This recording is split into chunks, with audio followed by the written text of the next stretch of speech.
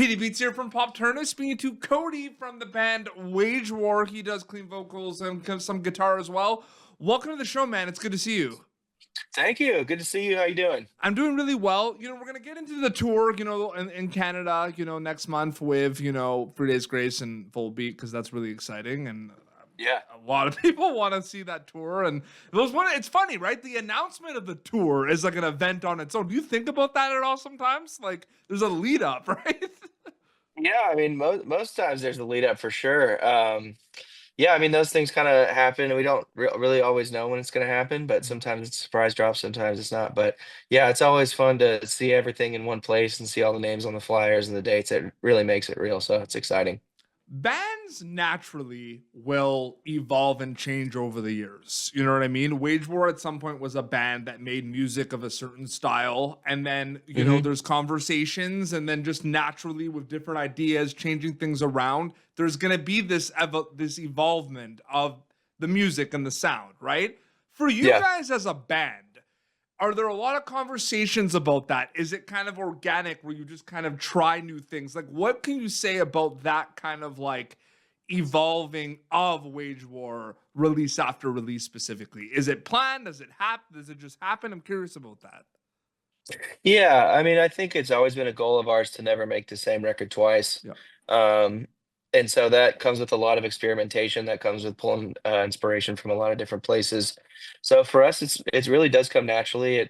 We've grabbed inspiration from stuff all the way back to like early '90s or early '80s, or try to be inspired from different genres of music, or yeah. So it really is just when it comes down to time to make records, it's like, where are we at? What are we into? How do we further the sonic footprint of Wage War? And we always want to do something different where we can too, and not be a follower, but more so a leader. Mm-hmm. We do a lot of interviews with actors from TV shows and films, but this question can also be spun to music as well, right? So much happens before you go into the recording process of a Wage War record, right? You're writing the record, you're experimenting, right? Even before you go in the studio. So from kind of a music storytelling perspective, right, you can see it as two journeys, right? Before recording Wage War and after recording a Wage War record? Or does it feel like one big journey with multiple steps in between for you guys? Yeah, I mean, taking a record from start to finish is definitely a very long-winded process. Early in our career, we would have a record done for an entire year before it saw the light of day. So it's different every time. Sometimes it's quick turnaround, sometimes it's long-winded stories, sometimes it's making a record over the pandemic. You know what I mean? There's always different ways that things happen, but it probably feels more like one long story, which is kind of how the relief feels when it finally drops, because all of that hard work and time spent, and all the way down to artwork and branding, and it's not just the song, right? I mean, there's just so much that goes into music these days, so it really does feel like a long-winded project. I'm sure if you ask anyone, any member of Wage War this question, you'll get different answers. That's why I always ask this. And I feel like it kind of depends on, what people think. Like, for example, there's a lot of reasons why people love Wage War. For me, there's 3 reasons, and I don't know if I could pick one of them, but it's obviously got heavy, it's got great lyrics, and it's got catchy, clean vocals. Thank you for that. Yeah. I'm wondering for you, if there's one that you see out of the 3 things I just mentioned that really hits stride with your listeners specifically over the years, or if they all work together equally.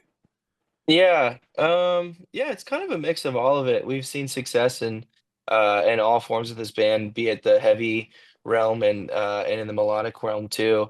So yeah, I mean, I think it all kind of works together, and what makes Wage War, because we couldn't do just one thing, you know what I mean? Like, they all work together to make us what we are. And yeah, I think it really is the combination. Absolutely. For people who haven't seen it, there's a really cool, Sirius XM acoustic set on YouTube that you did with Octane that I feel like people should really check out. We're talking about your Canadian tour, 3 Days Grace. There's a cover of Saving Me by Nickelback in there that you do that I just watch all the time. I love that. You know what I mean? That's awesome. So Yeah, I wish yeah. it was on Spotify and everything.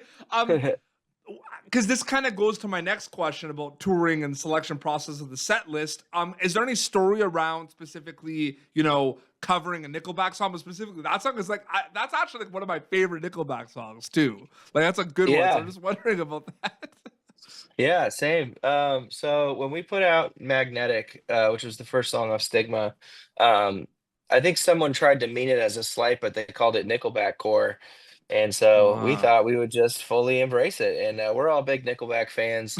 I think it's literally some of the best rock songs ever written. And so we just decided that we would fully lean into it. When Octane approached us about doing a session and they wanted to cover, it's like, well, it's like, what do you cover? You know, like, what do you do that no one's doing? What do you do that feels iconic and feels like true to what you're doing? And so for us, we were just like, I mean, people are calling it Nickelback core, so let's give them Nickelback core. And it worked really well. I mean, Nickelback posted the cover from their page, and so people seem to like it a lot. The video's got a lot of traction too. You said that right now. That was one of those moments. Do you know those moments where like you definitely remember? Like I definitely remember seeing something like that online, but I completely forgot about it until you brought that up on the Nickelback. Absolutely.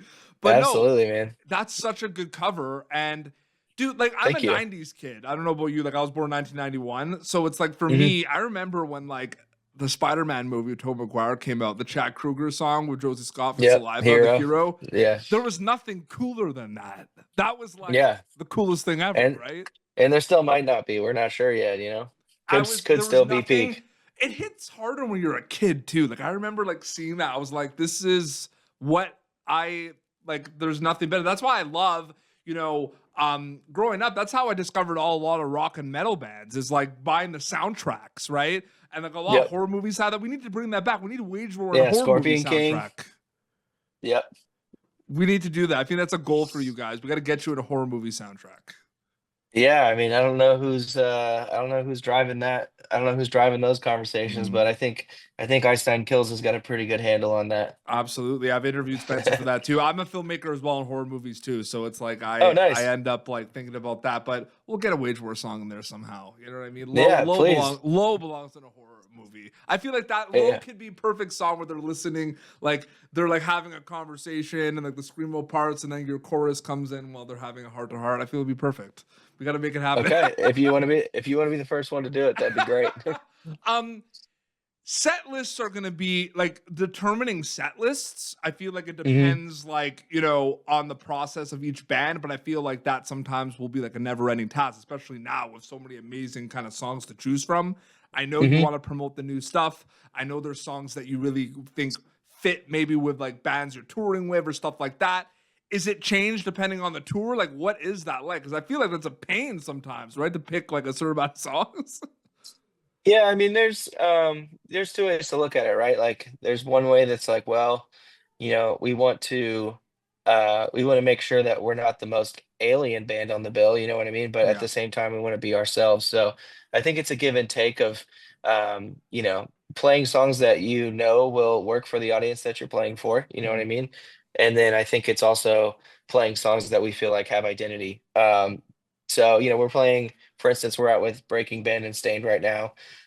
Both heavy bands that, you know, maybe lean a little bit more on the melodic side. So when we're looking at our set list for this tour, like there's a fair amount of, you know, there's Blur, there's Circle the Drain, there's Magnetic, but we're also playing Stitch. We're also playing Manic. We're opening with Nails. Like we're playing Tombstone. Like we're very much still being ourselves, but yeah, I think we're just trying to be different, but also not be, you know, too out of place. One of my first ever shows, it's hilarious right now. I just thought about it. We talked about all of them. One of my first ever shows when I was like 12, my dad brought me to see Nickelback with 3 Days Grace and Stained. Isn't that a crazy lineup? That's the one, dude. Get me on that tour. Yeah, I know. It's so crazy. Ottawa date, June 22nd. I'm going to be there. I'm from Ottawa, Ontario, Canada. Fingers crossed Indestructible could be thrown in there, but probably not. But like that's my favorite one. Oh, awesome. Love that song. Yeah, I don't mean to spoil any surprises, but that's a real deep cut from record 2. So I don't know. I think So what does that? Let me ask you. So what does that mean about me? That like I love the deep cuts of bands, because I had the same conversation with Tyson Ritter from the All American Rejects, where I was like bringing up my favorite songs, like those are deep cuts. Does that mean I'm just like is that like am I a good fan? Is that what it means basically?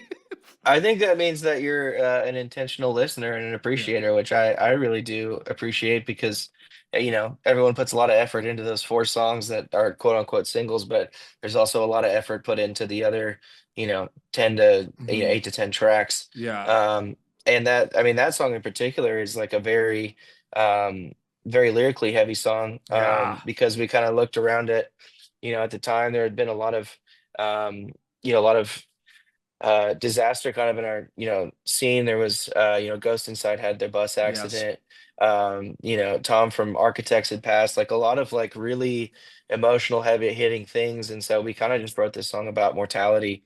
And so that is still a very special song. I think we played it on the Manic tour in I don't think we 2023, play it which often because I always, when I have my favorite songs, I'll go on YouTube to see live performances of it, and there's like a yeah. few, but not more than that. But no, I love that song. It's a great song, man. Honestly, I like Cool. that song a lot. Thank you, appreciate Um, that. 3 Days Grace tour with Volbeat this summer in June in Canada. I wanted to know from you guys. You seem very kind of dialed in, but when did you also find out about this new kind of exciting announcement of 3 Days Grace that Adam was kind of joining the band? They're gonna make new music. Like, when did you kind of decide about that? And then how much after that did you find out about the tour that you were going to open up for that tour? Because it's gonna be exciting. Like, Adam's back at 3 Days Grace. Like, it's crazy. Yeah. I don't know when I probably found out with the rest of the world as far as the official announcement.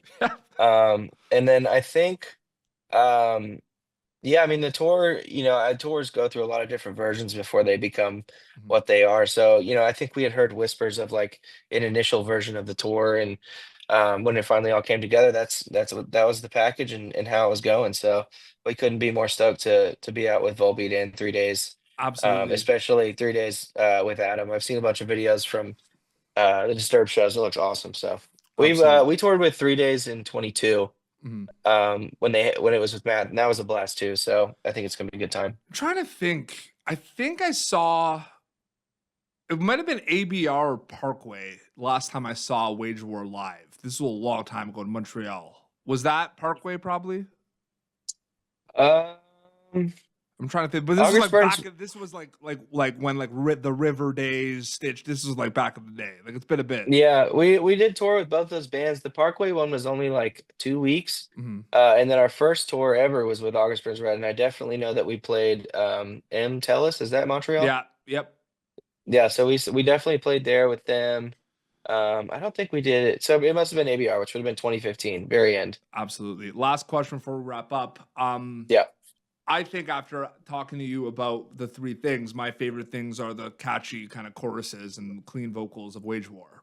cool. You're the guy that makes that happen. So I have you right here. So I'm going to ask, is there any kind of process is there, like, how do you establish that balance of it being catchy, but also being kind of lyrically important too? Because I feel like that's really cool to think about as well.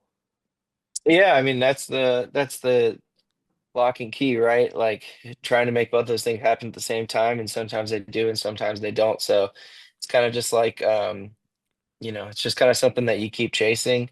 Mhm. Lyrics are super important to us, and they always have been, but so is melody. So finding where those two things intersect is the never ending game, and we'll probably chase it for the rest of our lives. And whether we achieve the perfect song or not, we'll see. Mhm. But yeah, I think that's kind of just that's the challenge of writing songs in the first place is writing something that people connect with, but also something that they can't stop singing.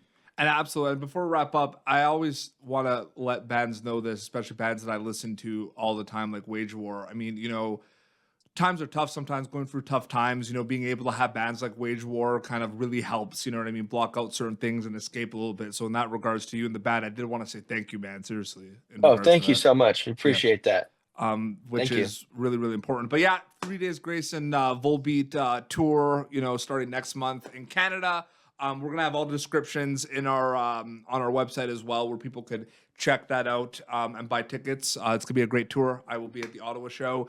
Cody, so great chatting with you. Thanks so much for your time, man. It was great. Yeah, hope we get to say what's up to you at the Ottawa show. Yeah, absolutely. The band's on the band's on Instagram everywhere, like Wage War. They'll find it, right, if they want to keep up to date with everything. Yeah, most everything is at Wage War, and it's simple as that. Awesome. Well, this has been Pop Turner, youtube.com/Pop Turner. Previous episodes. Until next time, it's Cody of Wage War and PD Beats signing off. Thank you for tuning in to Popternative. Make sure to check out our past episodes of Popternative on YouTube. This has been an Autograph Communications production.